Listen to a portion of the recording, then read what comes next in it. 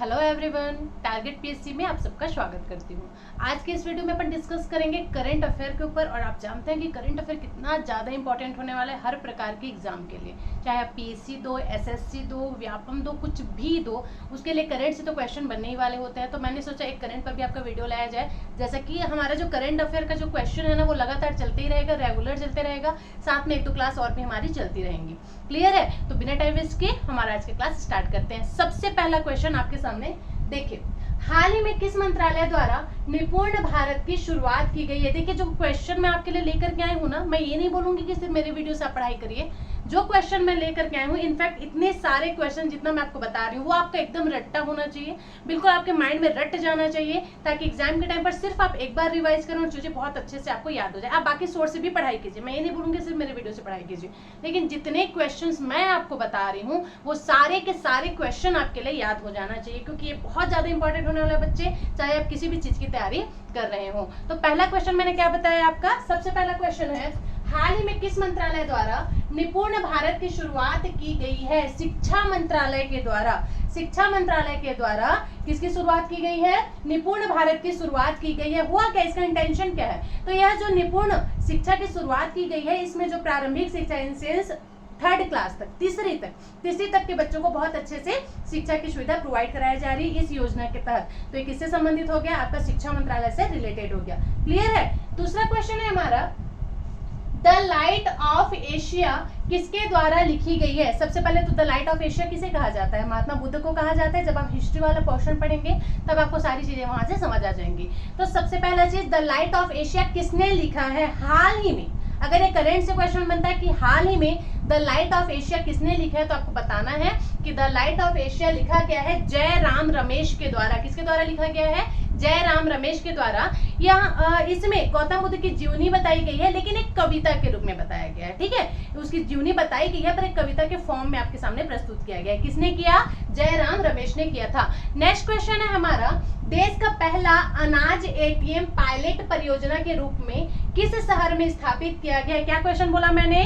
देश का पहला अनाज एटीएम। एटीएम तो सबने सुना होगा जिससे पैसा निकलता है, लेकिन ये है अनाज एटीएम। ठीक है, जैसे एटीएम में आप जाएंगे तब वहां से आप पैसा प्राप्त करते हैं, वैसे ही ये जो एटीएम है इससे अनाज निकलने वाला है। एक प्रकार से बहुत ही सही तरीके से सोचकर, बहुत ही प्लान के बाद में इसको लाया गया है। तो उसी के बारे में क्वेश्चन बना है कि अनाज एटीएम पायलट परियोजना के रूप में किस शहर में स्थापित किया गया? तो सबसे पहले तो आप ये समझो कि पायलट परियोजना क्या होता है। पायलट परियोजना कोई ऐसा टारगेटेड परियोजना होता है जिसको प्रायोगिक रूप से किसी एक स्थान पर शुरू किया जाता है, और जब एक स्थान पर वो सक्सेस हो जाता है उसके बाद फिर दूसरे जगह पर, दूसरे राज्य में उसको बढ़ावा दिया जाता है। तो वही है। तो इसकी शुरुआत कहाँ से किया गया? तो इसका शुरुआत किया गया बच्चे गुरुग्राम से। गुरुग्राम कहाँ पड़ता है? आपका हरियाणा में पड़ता है। तो यह जो एटीएम है, अनाज वाला जो एटीएम है, इस व्यवस्था की शुरुआत कहाँ से की गई है? गुरुग्राम हरियाणा से किया गया। पायलट परियोजना समझ आया क्या होता है? एक प्रायोगिक काम होता है, कोई ऐसा परियोजना जिसको प्रयोग विधि के माध्यम से किसी एक स्तर पर अपन चालू करते हैं। जब वहां पर वो सक्सेस हो जाता है, सफल हो जाता है, फिर धीरे धीरे धीरे बाकी जगहों पर भी उसका विस्तार किया जाता है। तो इस प्रकार का जो परियोजना है ना, उसको पायलट परियोजना कहा जाता है। अब ये एरोप्लेन से रिलेटेड होगा ऐसे नहीं सोचना है। क्लियर है? तो कहां से शुरू किया गया है? तो ये शुरू किया गया है आपका गुरुग्राम। गुरुग्राम कहां पड़ता है? हरियाणा में पड़ता है।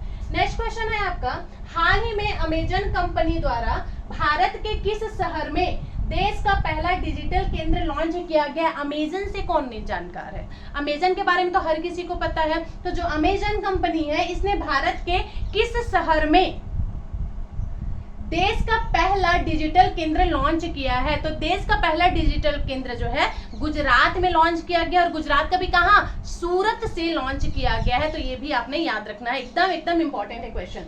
अब देखिए, अभी क्या हुआ ना, हमारे केंद्र मंत्रालय में थोड़ी सी उथल पुथल हुई है, बहुत सारे नए मंत्री आए हैं, बहुत सारे नए मंत्रियों को बहुत सा नया विभाग भी दे दिया गया है। तो यहाँ से क्वेश्चन डेफिनेटली आपके एग्जाम में बनने ही वाले हैं कि कौन सा मंत्री को क्या विभाग दिया गया है, किस व्यक्ति को क्या मंत्री बना दिया गया है। तो यहाँ से क्वेश्चन हो सकता है आपके सही जोड़ी मिलाओ में आ जाए कि शिक्षा मंत्री ये है, खेल मंत्री ये है, ऐसा करके। तो आपको पता होगा, तब वहां पर आप सही आंसर करेंगे। तो इन मंत्रालयों में जो फेरबदल हुआ है उसके बारे में थोड़ा सा अपन डिस्कस करेंगे। जैसे कि शिक्षा मंत्री, वर्तमान में हमारे यहाँ के शिक्षा मंत्री कौन है? तो वर्तमान में हमारे यहाँ का जो शिक्षा मंत्री है वो बनाया गया है धर्मेंद्र प्रधान को। किसको बनाया गया है? धर्मेंद्र प्रधान को। वही रेलवे मंत्री किसको बनाया गया है? तो रेलवे मंत्री हमारे यहाँ के बने हैं अश्विनी वैष्णव। कौन? अश्विनी वैष्णव। नेक्स्ट है खेल मंत्री। खेल मंत्री किसको बनाया गया है? तो खेल मंत्री बने हैं बच्चे अनुराग ठाकुर, याद रखेंगे अनुराग ठाकुर ये खेल मंत्री बने हैं। शिक्षा मंत्री कौन बने हैं? तो शिक्षा मंत्री आपका बना है धर्मेंद्र प्रधान। और वहीं एक क्वेश्चन आया रेलवे मंत्री। रेलवे मंत्री कौन है अभी? अश्वनी वैष्णव। कानून मंत्री कौन है? तो कानून मंत्री बनाया गया है किरेन जी को। किसको बनाया गया है? किरेन जी को बनाया गया है। तो इस प्रकार से चारों पॉइंट्स आपके लिए इंपॉर्टेंट हो जाने वाला है। शिक्षा मंत्री कौन बताई मैं अभी? धर्मेंद्र प्रधान। खेल मंत्री अनुराग ठाकुर। और क्या था? रेलवे मंत्री अश्वनी वैष्णव को। और कानून मंत्री क से कानून, क से किरेन, ऐसे करके भी आप याद रख सकते हो। तो इन मंत्रियों का क्रम तो आपको एकदम से याद रखना है। नेक्स्ट है आपका दिलीप कुमार का वास्तविक नाम कौन था? किस दिलीप कुमार की बात हो रही है? तो दिलीप कुमार मतलब वही दिलीप कुमार जो एक्टर थे हमारे यहाँ, ठीक है। तो ये दिलीप कुमार का वास्तविक नाम क्या था? तो दिलीप कुमार का जो वास्तविक नाम है वो यूसुफ खान था। क्या नाम था? मोहम्मद यूसुफ खान के नाम से जाना जाता है। तो ये जो दिलीप कुमार थे बच्चे वो एक्टर तो थे ही, लेकिन एक्टर के साथ साथ याद रखेंगे ये हमारे राज्य सदन के भी सांसद रह चुके हैं। हमारे यहाँ दो प्रकार की सभा होती है, एक होता है राज्यसभा, एक होता है लोकसभा। राज्यसभा को क्या कहा जाता है? उच्च सदन कहा जाता है। वहीं लोकसभा को निम्न सदन कहा जाता है। तो जो दिलीप है ना, जिसके बारे में मैंने अभी बताया दिलीप कुमार, ये हमारे राज्यसभा के भी सांसद रह चुके हैं। तो ये भी आपने याद रखना है। इनका ओरिजिनल नाम क्या था? मोहम्मद यूसुफ खान था। ये भी इंपॉर्टेंट बन जाते हैं क्योंकि करंट के क्वेश्चन है, करंट में ये न्यूज आ रही है, तो होप सो ये आ सकता है ना। क्यों? क्योंकि राज्य सदन के भी आपके सदस्य रह चुके हैं, इस कारण से इंपॉर्टेंट हो जाता है। नेक्स्ट क्वेश्चन है देश के सर्वोच्च न्यायालय के 48वें मुख्य न्यायाधीश कौन होंगे? हमारे देश का जो सर्वोच्च न्यायालय है उसके 48वें मुख्य न्यायाधीश कौन होंगे? तो अभी 47वें कौन थे? तो 47 क्रम पर आपके शरद बोबड़े साहब थे। 48वें क्रम पर किसको बनाया गया है? तो 48वें क्रम पर बनाया गया बच्चे एन.वी. रमन्ना को। किसको बनाया गया है? एन.वी. रमन्ना को। जो शरद बोबड़े साहब थे, शरद बोबड़े साहब ने क्या किया? एन.वी. रमन्ना का नाम सजेस्ट किया, प्लस कोलेजियम सिस्टम के माध्यम से सर्वोच्च न्यायालय के मुख्य न्यायाधीश के रूप में एन.वी. रमन्ना को नियुक्त कर दिया गया है। एन.वी. रमन्ना क्या है? तो एन.वी. रमन्ना एक महिला है जो कि पहले वकालत कर चुकी है, मतलब वकील के पद पर रह चुकी हैं। इनको सुप्रीम कोर्ट का न्यायाधीश बनाया गया है। कैसे बनाया गया? तो इससे पहले जो मुख्य न्यायाधीश है शरद बोबड़े, इन्होंने इनका नाम सजेस्ट किया, प्लस इसके अलावा कोलेजियम सिस्टम के माध्यम से हमारे यहाँ न्यायाधीश की नियुक्ति होती है, तो कोलेजियम सिस्टम के द्वारा भी एन.वी. रमन्ना को नियुक्त किया गया। तो याद रखेंगे सुप्रीम कोर्ट के वर्तमान के मुख्य न्यायाधीश कौन है? एन.वी. रमन्ना है, याद रखेंगे। अब बात आई है सुप्रीम कोर्ट की। तो सुप्रीम कोर्ट से कुछ क्वेश्चन आपको पूछ लिया जाए, अगर आ जाता है एग्जाम में तो आपसे बनना चाहिए। तो सबसे पहले तो सुप्रीम कोर्ट की स्थापना कब हुई थी? तो सुप्रीम कोर्ट की जो स्थापना है वो 1773 में जो हमारे यहाँ रेगुलेटिंग एक्ट आया था, इसके तहत 1774 में सुप्रीम कोर्ट की स्थापना की गई थी। ये भी आपने याद रखना है। सबसे पहले हमारे यहाँ सुप्रीम कोर्ट की स्थापना कब हुई थी? तो 1773 के रेगुलेटिंग एक्ट के तहत 1774 में सुप्रीम कोर्ट की स्थापना की गई थी। और ये जो सुप्रीम कोर्ट की स्थापना जिस स्थान पर किया गया था उस बिल्डिंग का क्या नाम था? तो उस बिल्डिंग का नाम था विलियम फोर्ट बिल्डिंग। और उस टाइम के पहले मुख्य न्यायाधीश कौन बने थे? तो उस टाइम के पहले मुख्य न्यायाधीश बने थे आपके एलिजा इम्पे। देखो करेंट नहीं, लेकिन हिस्ट्री से रिलेटेड जरूर है, क्योंकि एग्जाम में आपका आ जाएगा ये कि सबसे पहले सुप्रीम कोर्ट की स्थापना किस बिल्डिंग में हुई थी, कब हुई थी। तो ये सारा कुछ भी आपके लिए इंपॉर्टेंट हो जाता है और जो आपको याद रखना चाहिए। तो 1773 के रेगुलेटिंग एक्ट के तहत सुप्रीम कोर्ट की स्थापना की गई थी। 1774 में बना था। सबसे पहले किस बिल्डिंग पे बना था? तो विलियम फोर्ट नामक बिल्डिंग पर सुप्रीम कोर्ट की स्थापना हुई थी। और उस टाइम पर सबसे पहले मुख्य न्यायाधीश कौन थे हमारे यहाँ? तो सबसे पहले मुख्य न्यायाधीश एलिजा इम्पे को बनाया गया है। वर्तमान में कौन है मुख्य न्यायाधीश? तो एन.वी. रमन्ना का नाम याद रखना है, जो कि एक फीमेल है, पहले वकील रह चुकी हैं। अच्छा, वर्तमान की बात करें तो हमारे यहाँ सुप्रीम कोर्ट में कितने जजेस होते हैं? तो टोटल 34 होते हैं, ठीक है। 33 अन्य न्यायाधीश होते हैं और एक आपके मुख्य न्यायाधीश होते हैं। इनकी आयु की बात की जाए तो इनका जो कार्यकाल है वो 65 ईयर्स तक का होता है। तो ये भी आपने याद रखना है। क्लियर है? याद रहेगा। तो ये सारा कुछ करंट से भी मैं रिलेटेड कर रही हूँ। जो चीजें, जैसे देखो करंट का कोई क्वेश्चन ऐसा आ जाता है जिसमें जियोग्राफी की बात मैं आपसे शेयर कर सकूं, तो उसमें मैं जियोग्राफी भी आपका अटैच करके उस चीज के बारे में बिल्कुल क्लियर करने की कोशिश करूंगी। जैसे सुप्रीम कोर्ट की बात आया तो मैंने यहाँ पर हिस्ट्री अटैच कर दिया। तो जो क्वेश्चन जहां से भी आपके लिए इंपॉर्टेंट हो जाता है वो सारा का सारा क्वेश्चन मैं अपने एक ही वीडियो में कवर करने की कोशिश किया करूंगी, ठीक है। तो आप लोग के लिए इसीलिए मैंने स्टार्टिंग में कहा कि आप बाकी सोर्सेज से भी तैयारी कीजिए, लेकिन जो एक एक क्वेश्चन मैं आपको बताती हूँ, हर एक क्वेश्चन बच्चे आपके लिए इंपॉर्टेंट होने वाला है। तो इसी वजह से हर एक क्वेश्चन को आप नोट डाउन कीजिए। नहीं कर सकते तो 2 से 3 बार ये वीडियो देखिए, ताकि मेरे वीडियो खत्म होते तक आपकी चीजें जो है आराम से याद हो जाए। तो सुप्रीम कोर्ट क्लियर हो गया। नेक्स्ट क्वेश्चन हमारा क्या है देखेंगे। तो नेक्स्ट क्वेश्चन है, भारत का सबसे बड़ा तैरता हुआ सौर ऊर्जा संयंत्र कहाँ स्थापित किया गया है? यूनिक क्वेश्चन है भाई कि सौर ऊर्जा बनाया गया है, लेकिन खासियत क्या है? यह जो सौर संयंत्र है ये तैरता हुआ है, तो कहाँ बनाया गया है? तो भारत का सबसे बड़ा तैरता हुआ सौर ऊर्जा संयंत्र जो है तेलंगाना में बनाया गया। तेलंगाना से सब अवगत है। तेलंगाना की राजधानी कहाँ है? हैदराबाद। कब बना था ये बना था आपका 2 जून 2014 को, है ना। हमारे भारत के हिस्से में कब आया? 2 जून 2014 को ये एक भारत का राज्य के रूप में हमारे सामने आया था तेलंगाना। इसकी राजधानी भी कहाँ है? हैदराबाद में। तो बात क्या कर रहे हैं अपन? तैरता हुआ संयंत्र की बात कर रहे हैं। सौर संयंत्र की स्थापना जो है तेलंगाना में की जा रही है।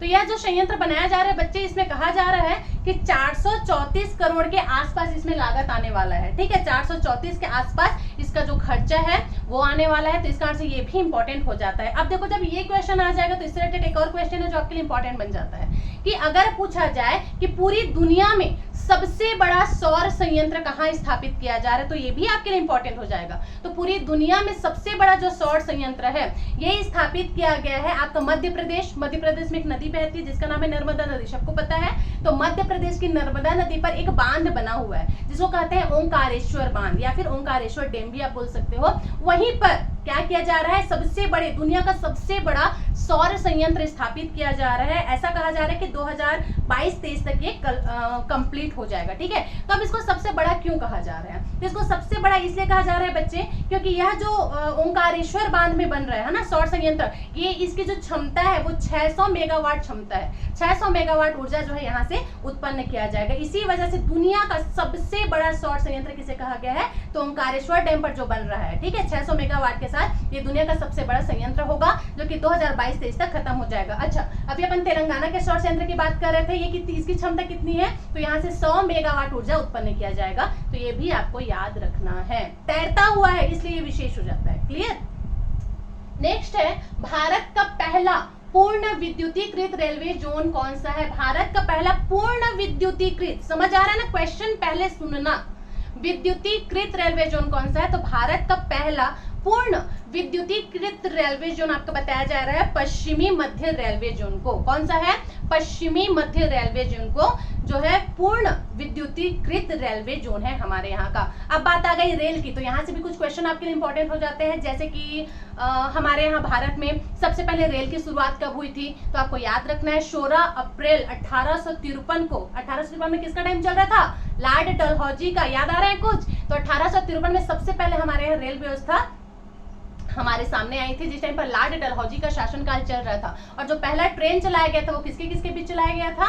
तो यह जो ट्रेन चलाया गया था वो मुंबई के बोरी से लेकर के ठाणे के बीच चलाया गया था। ये भी आपको याद रखना। और लगभग इस ट्रेन में 400 यात्री जो है यात्रा भी किए थे। पहली ट्रेनें जो हमारे यहाँ चलाई गई थी, कब चलाई गई थी? 1853 में। शासनकाल किसका चल रहा था, मतलब टाइमिंग पीरियड किसका चल रहा था उस टाइम पर? तो लॉर्ड डलहौजी का चल रहा था। पहली ट्रेन हमारे यहाँ कहाँ से कहाँ के बीच में चली गई थी?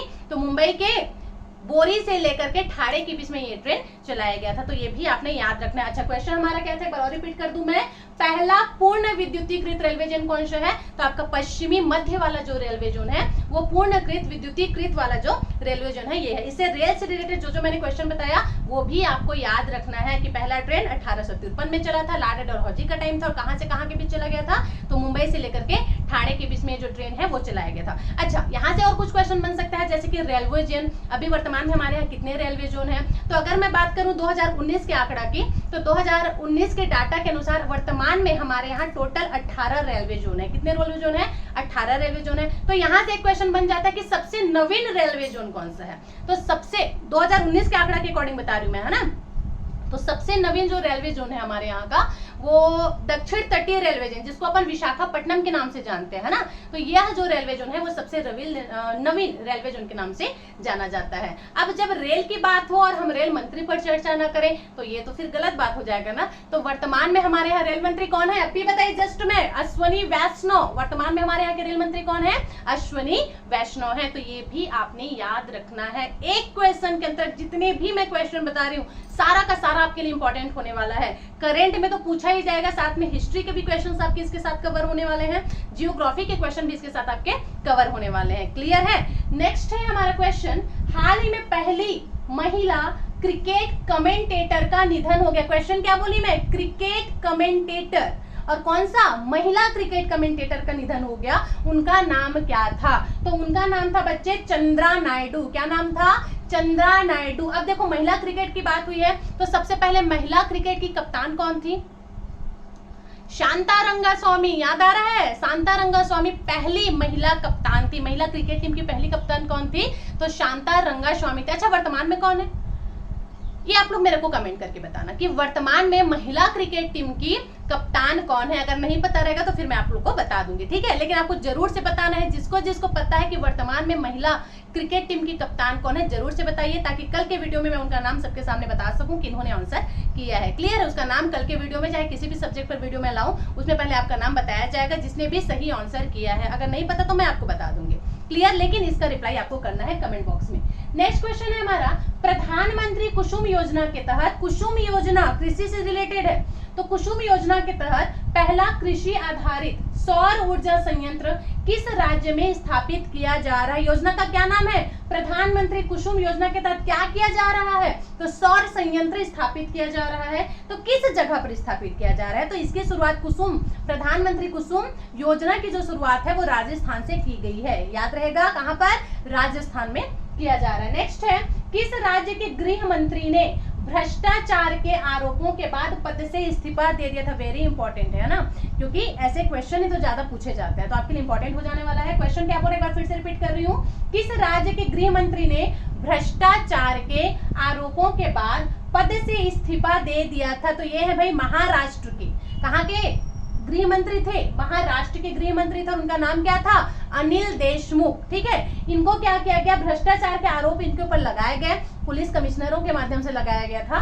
तो इनके पास जब आरोप लगाया गया तो उन्होंने अपने पद से इस्तीफा दे दिया था। तो याद रहेगा महाराष्ट्र, नाम क्या है?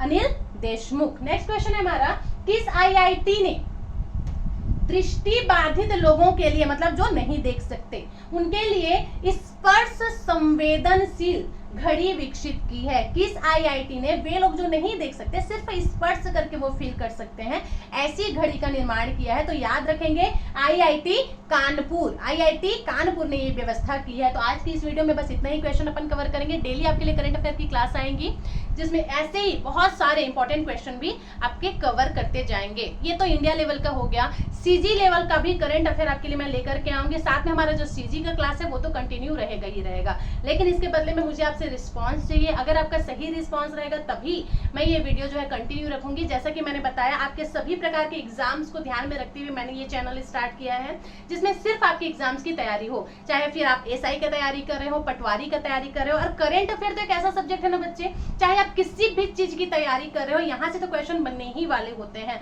और ये जो क्वेश्चन है वो मैं खुद डिजाइन करके ला रही हूँ, इसी कारण से इंपॉर्टेंट तो होने ही वाला है, क्योंकि सारे क्वेश्चन के एनालिसिस करने के बाद ही आपके सामने मैं कोई भी क्वेश्चन लेकर के आऊंगी, क्योंकि आपके भविष्य के साथ तो खिलवाड़ मैं भी नहीं कर सकती। क्लियर है? तो अगर वीडियो आपको समझ आ रहा है तो लाइक जरूर से करें, ज्यादा से ज्यादा सेशन शेयर करिए, ताकि बहुत सारे बच्चों को ये जो वीडियो है वो मिल सके। इसके अलावा सब्सक्राइबर जब तक ज्यादा नहीं होंगे मैं लाइव नहीं आ पाऊंगी, और जब तक मैं लाइव नहीं आ पाऊंगी, लाइव आपको मैं कैसे पढ़ा पाऊंगी? तो इसी कारण से लाइक जरूर करें। जो क्वेश्चन मैंने पूछा था उसका रिप्लाई 100% करना है सबको। अगर नहीं पता तो मैं आपके साथ आंसर जरूर शेयर करूंगी। तब तक के लिए thank you so much for watching this video. Thank you again, thank you.